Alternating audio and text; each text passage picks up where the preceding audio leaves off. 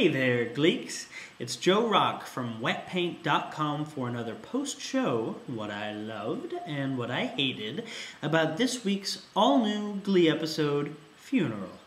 Now, as you might have guessed from the title of the episode, this was the big week where they killed off one of our beloved Glee characters.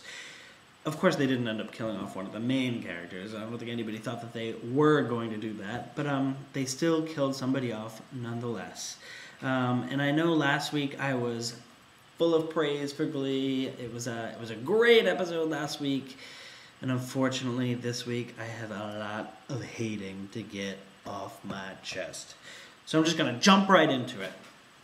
My biggest problem with Glee as a show is that sometimes I think the writers are insane, or they forget how to be good writers. And this week was a prime example of that. So for the past, I don't know, half of the season, Sue has been conspiring with a few other people, including Will's ex-wife, to bring down the Glee Club. And all of a sudden, her sister dies, and Will and the Glee Club save the day with a Willy Wonka funeral. Don't even get me started on that. And then all of a sudden, Sue Sylvester, the worst person at McKinley High, the worst person in the universe, has the Glee Club's back. She says at the end of the episode, "I'm a changed person. I'm never gonna fight with you guys again." Why paint her into a corner like that? Listen, Sue Sylvester is at her best, and that character works at her best, I think. Like in last week's Promise episode, when she was over the top with a pair of pliers threatening to pull out Artie's GD teeth. And now they have her, she's going to run for Senate, did she say? Which could be hilarious next season if that happens. But I don't know. I just, and this is the same thing that happened at the end of last season, where Sue came through and was an ally of the Glee Club in the end. I think that character actually works better when she's sort of a loose cannon without such a firm agenda, like last week. This week, sorry, didn't cut it. That being said, even though I hated where the story went, it did give Jane Lynch an opportunity to flex her very amazing acting muscles.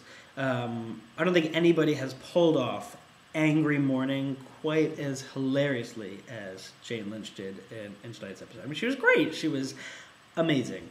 So that's one thing I did love.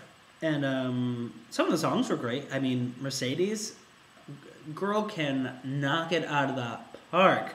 And please, writers, if you're watching this, give that girl a storyline, like now, please. Okay, one more thing that I hated. Jesse St. James, this character, what's the guy who plays him? I can't even remember his name. Where Sue Sylvester can say something completely over the top and cruel and biting and pull it off and be an amazing character that people love, Jesse St. James has the same sort of, they write from the same sort of like biting zings, but that actor, it's like, "Hello? Anybody home?" It's like nobody's home. The sooner that kid is off the show, the happier I will be to watch Glee. Anyways, I guess that's a lot of hate for one episode. I'm hoping for next week's finale they sort of pull it back up. I'm hoping they will. It's New York. Everybody loves New York, right? So anyways, why don't you let us know what you thought about tonight's episode? Did you sort of kind of not love it as much as I did? Or were you a total fanboy or girl? Head over to our Wetpaint Facebook page. That's facebook.com/Glee fansite. And let us know what you thought. And I will see you guys next week for the Glee finale. See you guys.